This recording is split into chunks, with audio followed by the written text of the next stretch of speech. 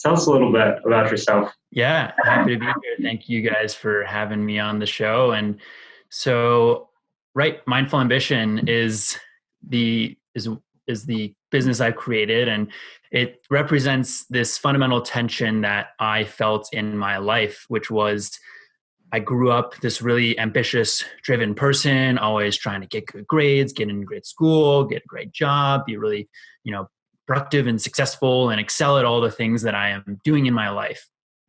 Um, Eventually, that kind of traditional path of only focusing on the ambitious side of accomplishing things and following that kind of prescribed path led me to a place of realizing that wow, there might actually be a little more to living a good life than just focusing on these kind of ambitious pursuits. So it was after college, a couple years after, I reached kind of this low point in my own life of almost getting laid off from my job, a breakup in a relationship, friends moving away, like kind of all these different things coming into my life.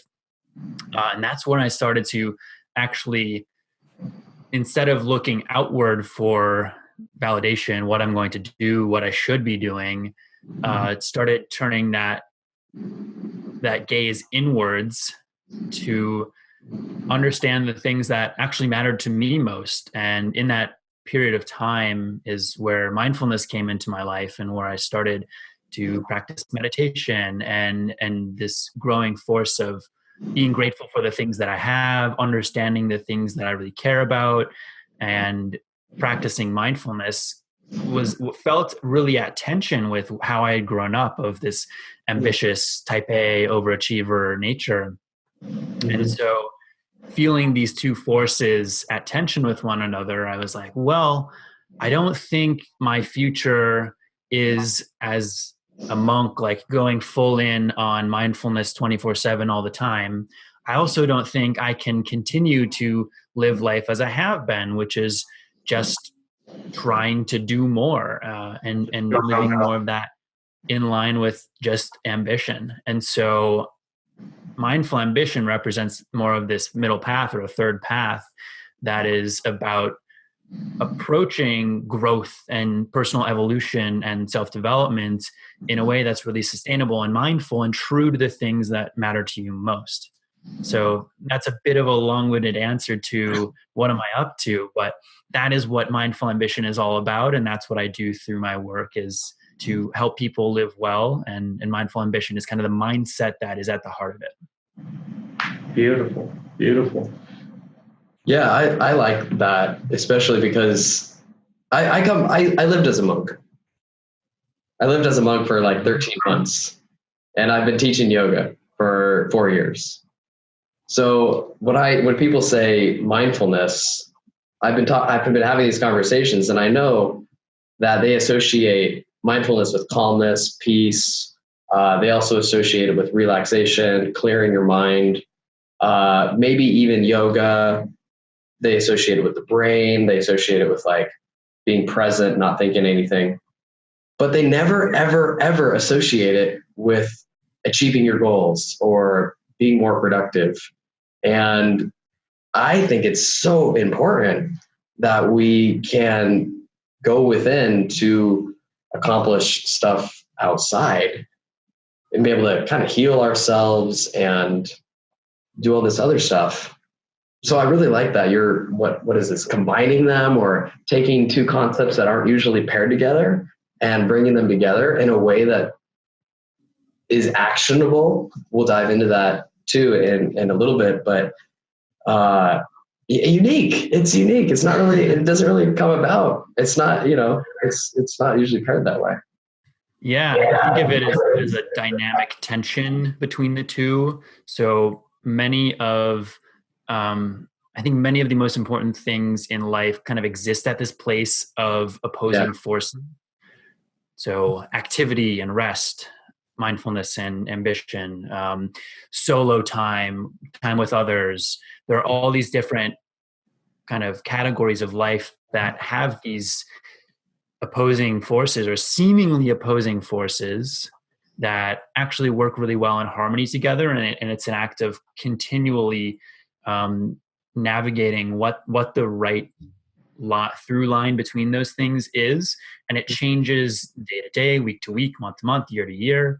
And that's one of the reasons why mindfulness is such an important part of this, is that in cultivating greater sense of awareness of where you're at, where you want to be going, how your body is feeling, all these different things, it gives you more information to work with as you think about, all right, how am I going to move forward? How am I going to actually go about achieving these things that I want, or, creating the life that I want to live for myself?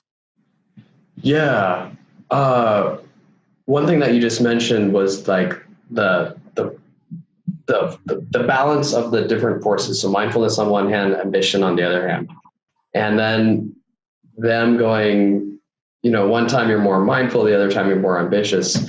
I think our audience, especially in Silicon Valley and hustlers, go-getters, entrepreneurs, engineers, my gut sense is they know, quote unquote, that mindfulness is good for them.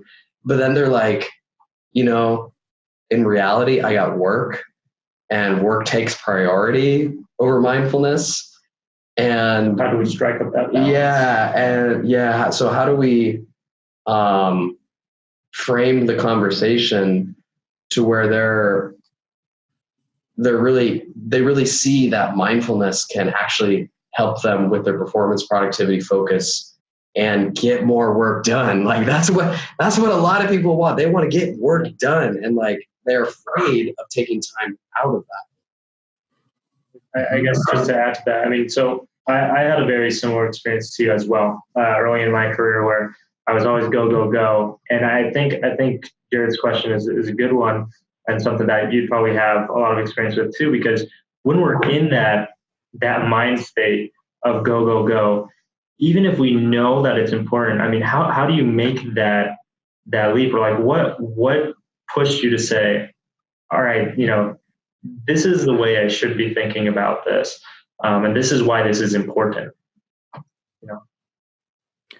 In the conversation about getting where I want to be going in life, if that's kind of what your objective is here, and the kind of the current way you're approaching it is like being productive. Like, I got to get stuff done. I got to work towards my goals. I got to do things. I got to do a lot of stuff.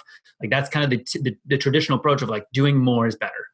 The alternative framing I'll share here is that how you show up to what you're doing matters just as much as the fact that you're doing it. And another layer there is what you're actually doing matters just as much as the fact that you're actually doing anything at all. So I would rather have you spend just a little bit of time on the things that matter than a lot of time on things that don't. And I would rather have you invest really high quality energy where you are showing up at your best in those important things than a ton of time at super low energy.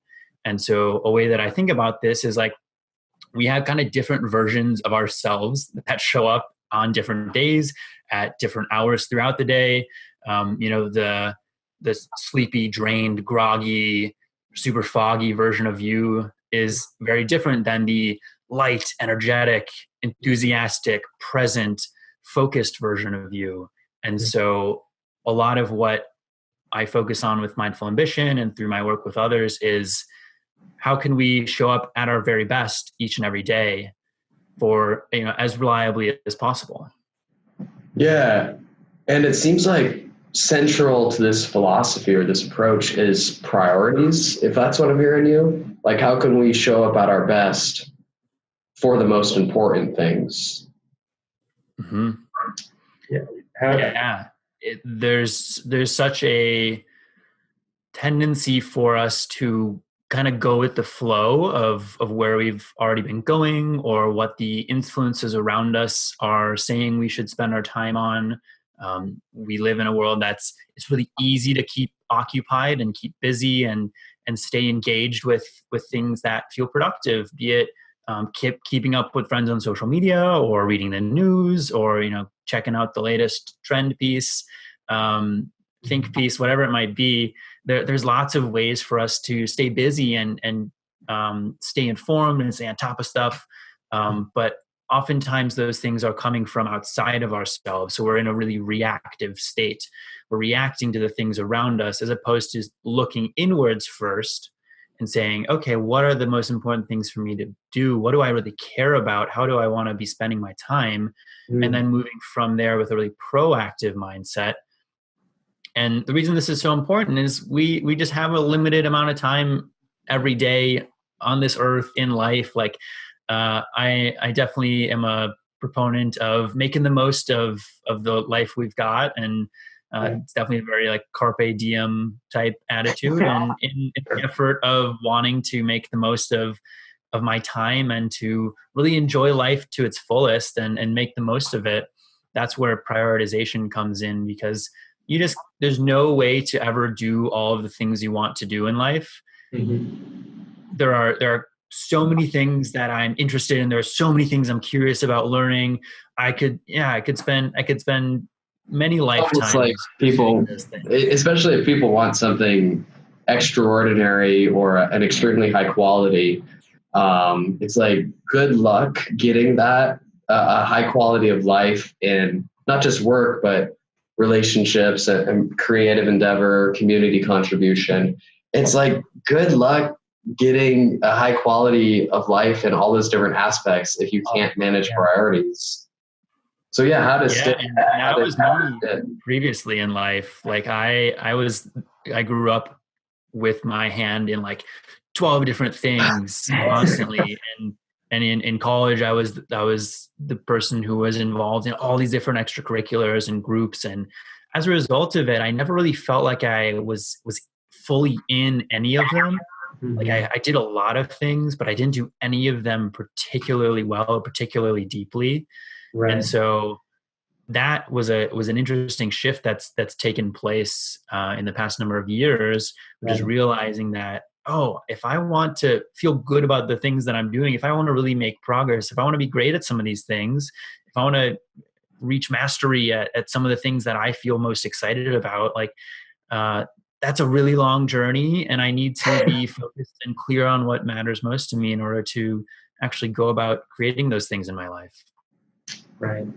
And I think this idea of cutting away what's keeping us busy to get to what's going to allow us to be able to excel in what we really want to is very important. And for our audience here, I mean, you mentioned in one of your articles that, you lived for a long time being untruthful to yourself, untruthful to others, just filling up the calendar, like you're saying, with all these extracurriculars.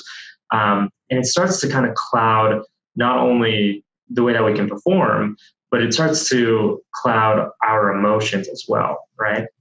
So my question for you is, what is something actionable that we can do to start to, one, see what our priorities might be, but two, start to recognize these emotions that are coming along with not being prioritized, or be able to recognize when, we're in more control. Like how do we start to see that? So I guess that's more two questions, but so for the first one, I mean, how do we kind of start to figure out what those priorities should be for us? Mm-hmm. Yeah, and the two are very linked. It would make sense why you put them together. And so in the effort of trying to understand ourselves more clearly, it comes down to having a sense of awareness over a period of time. So mindfulness is about seeing clearly and cultivating awareness. And so in seeing ourselves more clearly and paying attention to how we're feeling over time, when we do different things, when we spend our time on different activities, that's one way that you can start to notice, like, is this something that is really in line with what lights me up? Is this something that is draining my energy? Where am I feeling just most excited in life? And one of the ways to kind of supplement this process is not just thinking and paying attention throughout the day, but actually going about writing and journaling on some sort of consistent basis. So that was a really huge part of my own journey to understand what was most important for me was writing over time, and be it in the morning, just kind of free writing the thoughts that are on my head, or on maybe a weekend. I had a lot of weekends where I would just go outside and sit in a park or something and just write whatever was on my mind, write about the week, write about what I was excited about, write about the things I wanted to create in my life. Right. And through that process of taking the kind of messy thoughts that were in my head and making them more clear on the page, that's where I started to understand, oh, there are some patterns here, like there are some themes here. And when you notice those patterns and themes of both the good things, the things that help you kind of lift you up, and the things that bring you down on the other side, that's what starts to illuminate how you might what might be most important to you, or what might be some priorities for you at any given point in time. Yeah. Awesome. Yeah.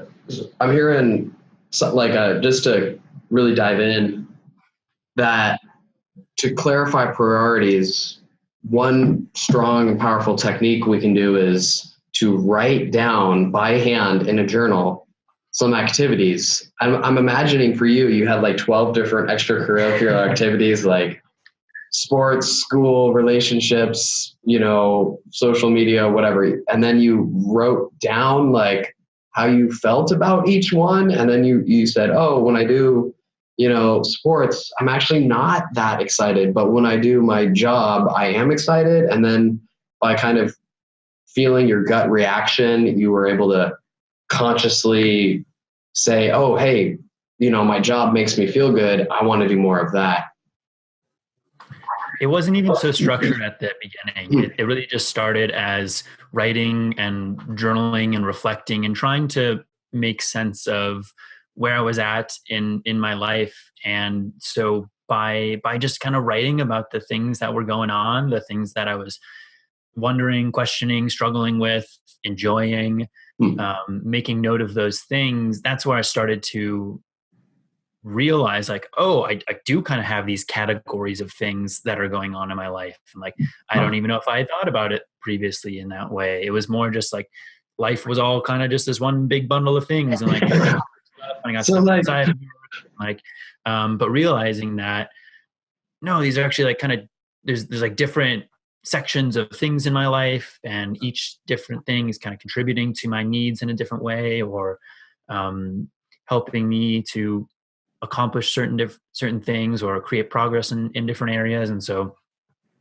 even just starting to write in general and do it on some sort of consistent basis can lead to, I think, really incredible insights and a sense of awareness and understanding about yourself. So some of those free form exercises are great. And then there's also different, more structured exercises that can be helpful too, if you feel that just free form writing is too intimidating or scary, which I guarantee it's not, but it's definitely an unfamiliar behavior for many people.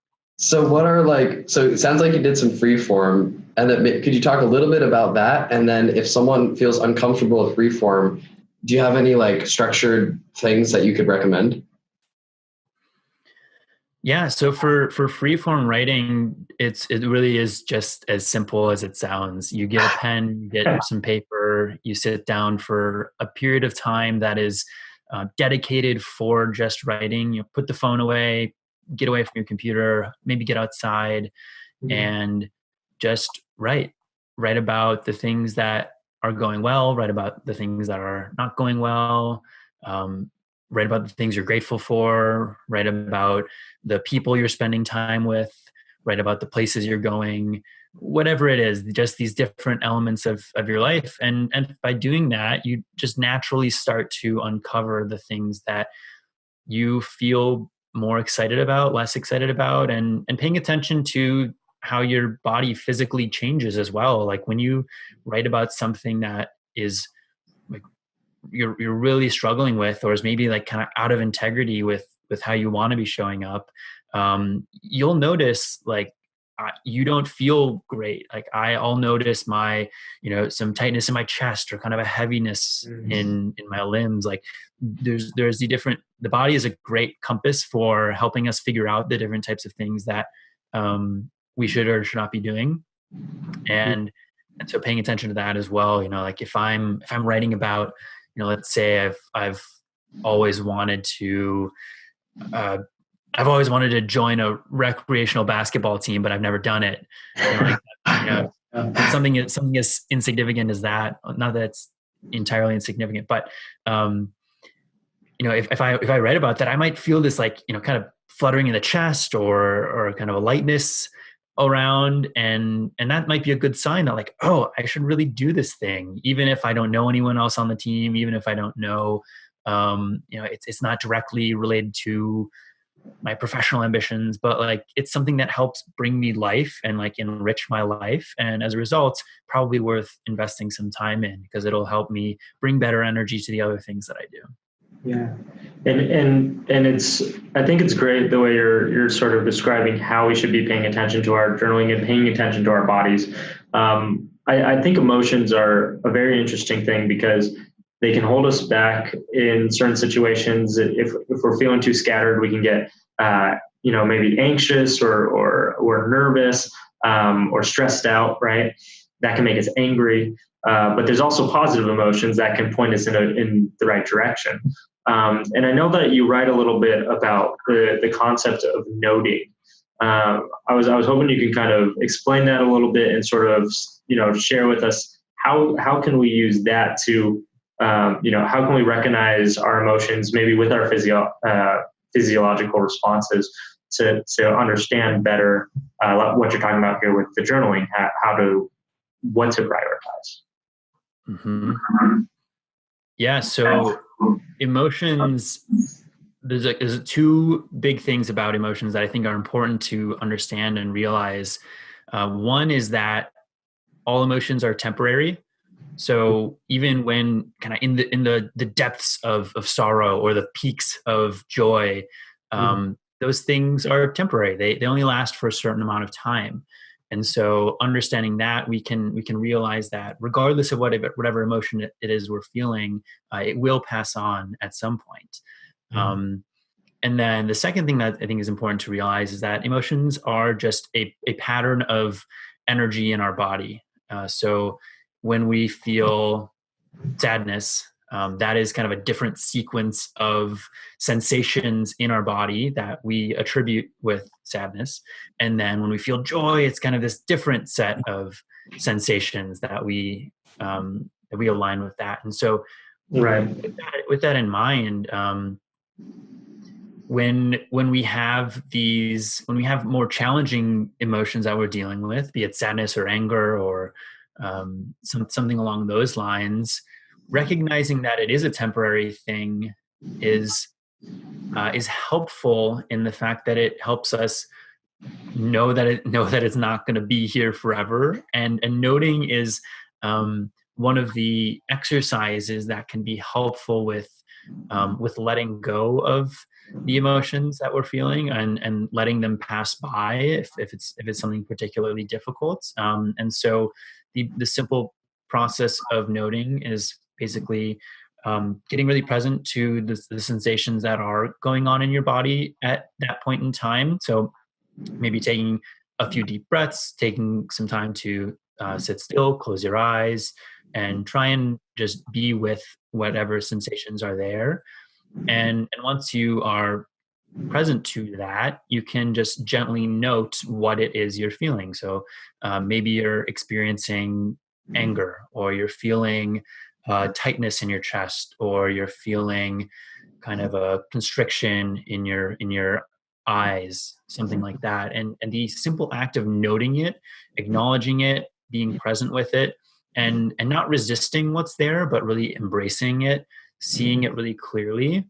By doing that, it helps us to not feel so absorbed and wrapped up with and intertwined with these emotions.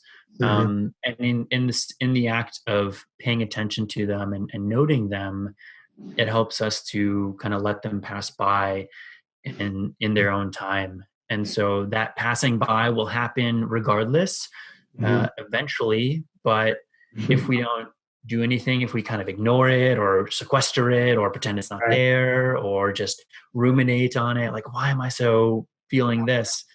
Then it can kind of keep things around for longer than perhaps would be desirable. Yeah. I think noting, note, N-O-T-E, noting is like a good way to start by having people become aware of their thoughts and feelings.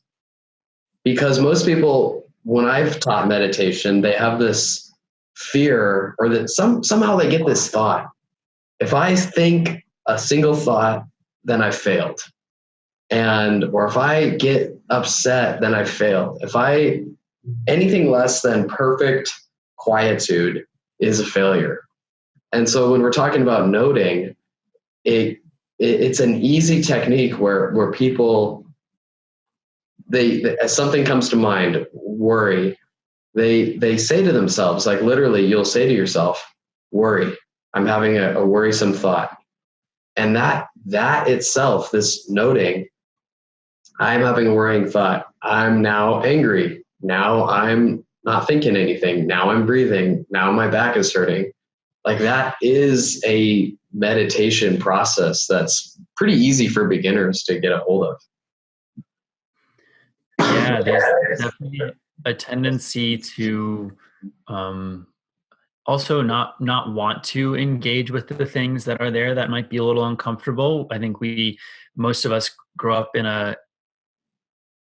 living in a way that we really prioritize comfort and wanting to the human condition towards the good things, move towards the warm fuzzies and push away the things that are less pleasant and less comfortable. But it's actually those understanding how we're feeling really clearly is extremely helpful to understanding ourselves more clearly, and without seeing those maybe painful spots, without seeing those things, we're less able to move forward in a way that helps us cultivate what we want to in life. Yeah, I'm imagining this. I'm imagining people are on board with the priorities. Like they can understand, okay, journaling about the priorities is going to help me figure out what's important. But then this noting process, this seeing myself clearly, I don't know. I can imagine some people saying like, I don't know. Do I really need to? Like, I don't think I need to. I mean, I can imagine them saying that. Why am I going to sit for 10 minutes and freaking note things in my head? Like, how does that relate to, what we're talking about? Yeah, well, first off, you don't need to do anything. You don't need to do any of this.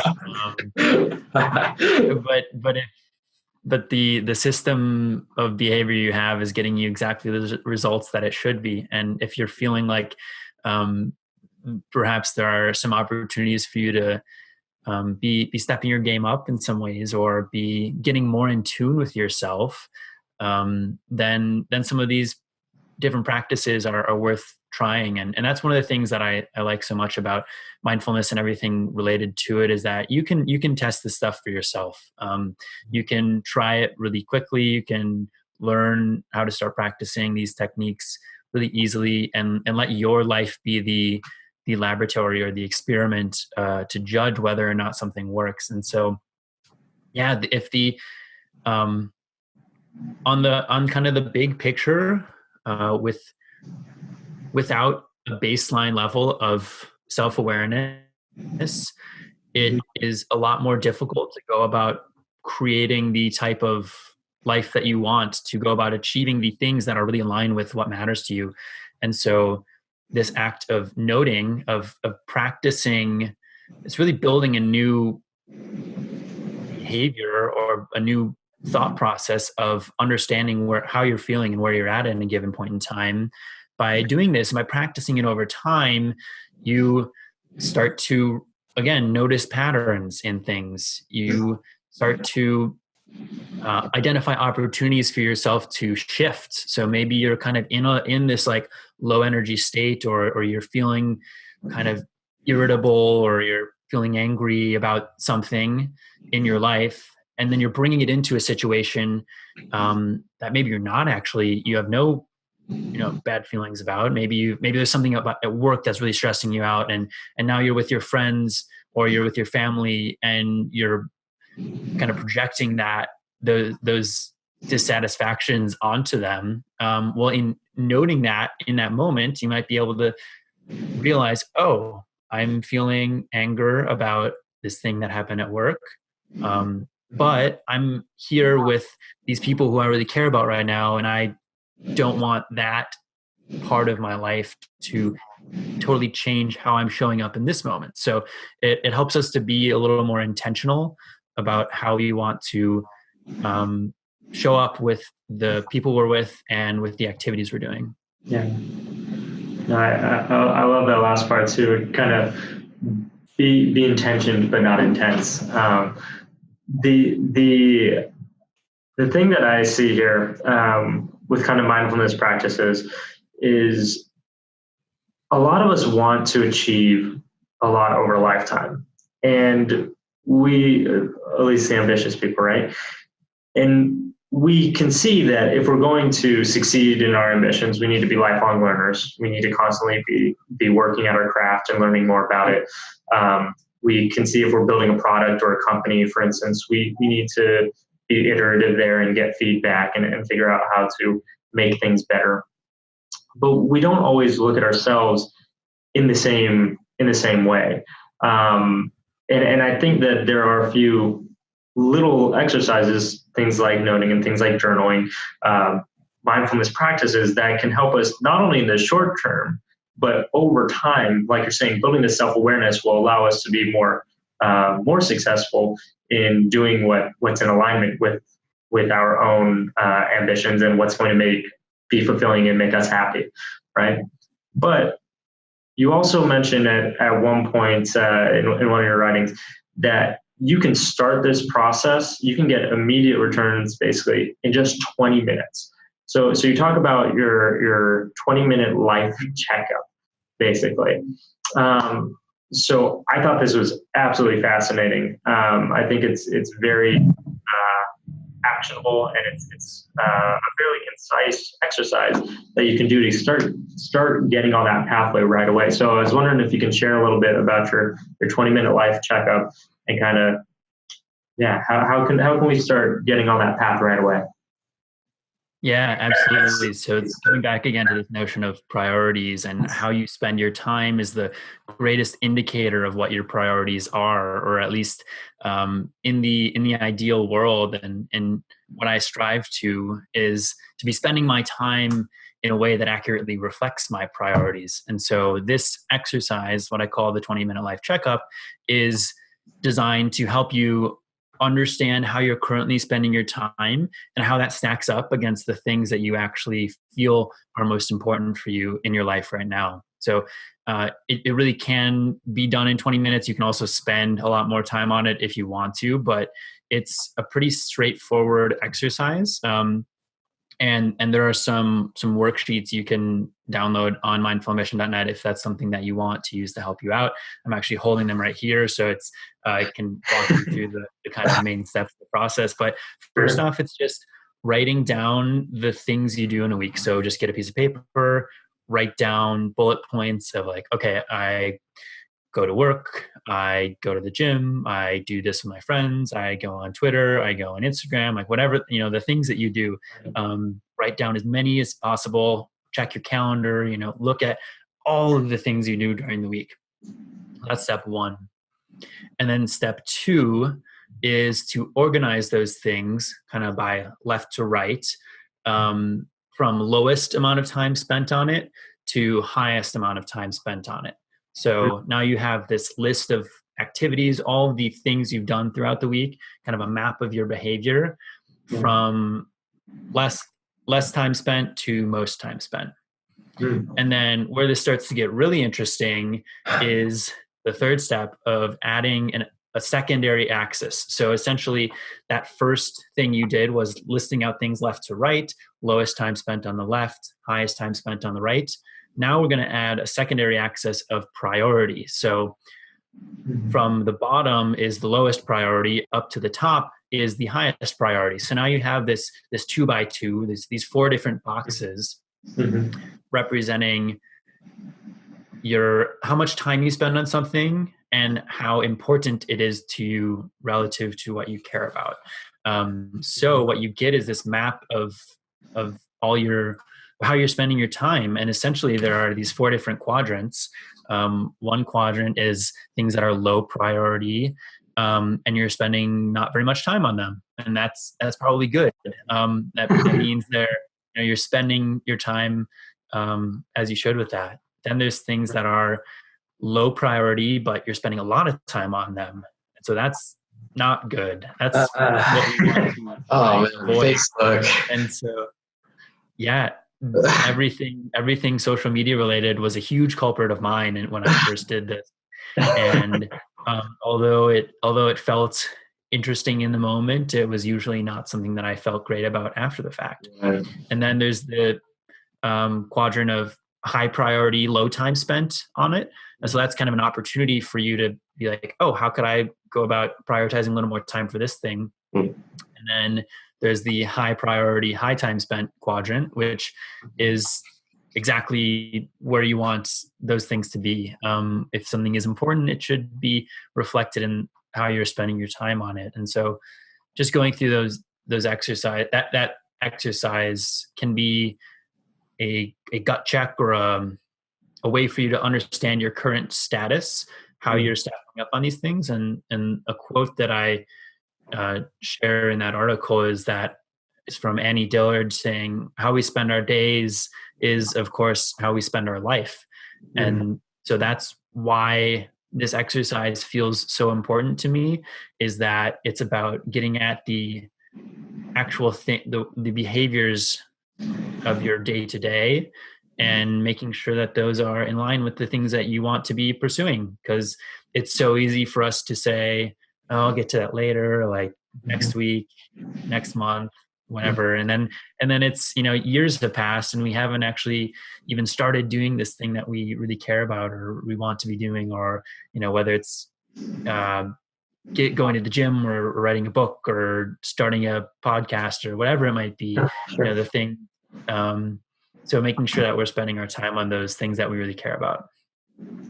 Patrick, you have a ton of good resources and articles and tools and diagrams on your site. How do you come up with all this stuff? It's very well done. It's very well done. Thank you. Thank you. Are you a photographic editor, or do you have some? So I think very visually. I've always been that way, and I also worked at an amazing design and innovation consulting firm for a handful of years, and was surrounded by these really fantastic designers every day. And so that's where I even enhanced my visual thinking and enhanced my ability to share concepts in a visual way. So through everything that I write and create, it's formed around the idea of what would be most helpful. And when I'm reading articles, when I'm doing exercises, I want there to be visual explanations of things or visual supports to help me clarify the understanding. And so all of the exercises, all the tools on mindfulambition.net are things that I've wanted in my own life. Like Mindful Ambition actually started from a fairly selfish place. It was not a business or anything at that point. It was just me wanting to clarify and codify this wisdom and these incredible practices that I had learned from so many other people in my own journey of growth and development. So that's kind of the inspiration for everything that I've done is coming from people who are far wiser, far smarter, far more everything than I ever will be. But learning from these amazing people through books, interviews, courses, whatever it might be, is kind of where the seeds of these things come from. And then bringing them to life in a visual way is what helps me the most. And so that's where it started, is like, I want to I'll do the stuff that I know will be helpful for me. And from there, it's evolved into what it is today. And a lot of people really resonate with the visual side of things. So I keep doing it. I love it. I know we're kind of wrapping up here too. I just had a quick question about mindfulness. How would you recommend the beginner get started on mindfulness? I know you have a bunch of exercises which enable kind of life awareness, where we're becoming mindful of how we spend our time, daily wins, core values, and those are all mindful things. And then it seems like central to your life philosophy, business practice is the actual sitting down, following your breath, that practice. I was just wondering if you could briefly, or however much time you want to go into, for the beginner who's new to mindfulness, who's heard about it, how do they get started? Not only once, but how do you recommend? Yeah, exactly. How do they build a habit? If there's any tips or wisdom you could just speak to on that. Yeah, it's a great question. I think that building that sustainable habit and practicing regularly really is what is most important if you are hoping to live a more mindfully oriented life, if you are hoping to live with greater intention, with greater awareness, with greater focus. The actual seated meditation practice is really the core behavior that's at the heart of it. And so I really struggled with this for a long time. When I was first introduced to meditation, I kind of resisted it for a while. It's like, oh, I don't know if that's for me. Like, I don't know about this thing. It seems kind of weird. And then the reframe that really unlocked it for me was a friend of mine was sharing with me how, meditation is going through a similar evolution that just fitness and exercise went through many decades ago. So 60 years ago, people were not exercising in the way that people are exercising now. It wasn't as clearly understood what the benefits were. There wasn't a culture around it. And so what many people feel right now is this kind of hesitancy, this uncertainty about, oh, is this really worth it? What should I do? That's the same evolution that working out went through for, and meditation is really like an exercise for our minds. So that was really helpful for me to understand, oh yeah, when I go to the gym, I feel better. I feel my body gets stronger. If I want to train my mind, this is the exercise to do that. Like these are the deadlifts of the mind or whatever. And so when actually getting started, that was something that was important for me to clarify, is like, oh, why do I even want to do this? Like, what's behind it here? And for me, it was, I wanted to train my mind. I wanted to live with greater intention and focus and awareness. And I thought that those things would help me in all aspects of my life. So first off, clarifying that why is a really important thing for how to go about building a sustainable meditation habit. Secondly is picking some sort of consistent place in your day to at least give it a shot. And everything starts by giving it a go. Like everything you do in life started as unfamiliar and new and uncertain at some point. And so at some point you got to just say, all right, like for the next 7 days, I'm going to do this thing. And I actually really like the Headspace app. They have this Take 10 program. It's free. You sign up for 10 days of 10-minute meditations. Andy Puddicombe, who does the voiceovers and narrations, is really awesome. He frames it in a really approachable way. So that is one way. So let's say you've kind of clarified your why. You've got your consistent time in the day, maybe a consistent place to sit as well, be it at the foot of your bed or in the car as you get to work, or in your cubicle at lunchtime, whatever it might be. Using some of the existing support tools that are already in place can help take a little bit of the burden off of you of figuring out, like, what should I do in this meditation? Like, how does this work? So guided meditations, I think, are a really great place to start. And Headspace is one app. Calm is another app. Stop, Breathe, Think is another app.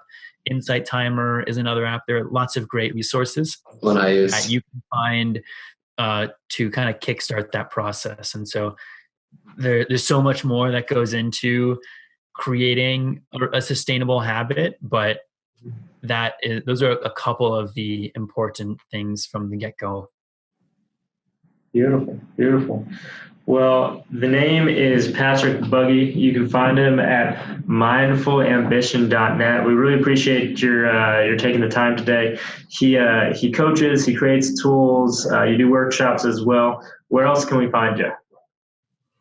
Yeah, mindfulambition.net is the home of my work, and you'll find lots of fun, free articles and tools and helpful things there. So that's the best place to learn more if you're interested.